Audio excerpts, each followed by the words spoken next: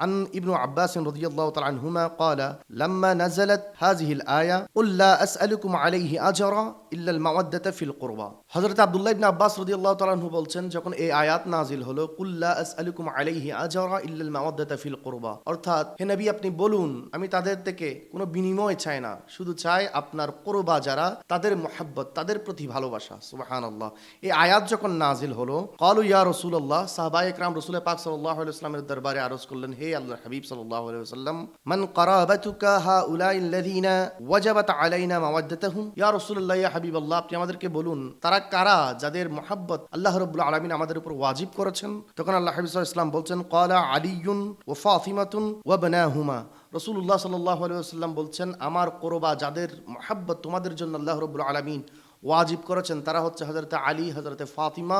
হযরত ইমামে হাসান এবং হযরত ইমামে হুসাইন রাদিয়াল্লাহু তাআলা আনহুম আজমাইন সুবহানাল্লাহ।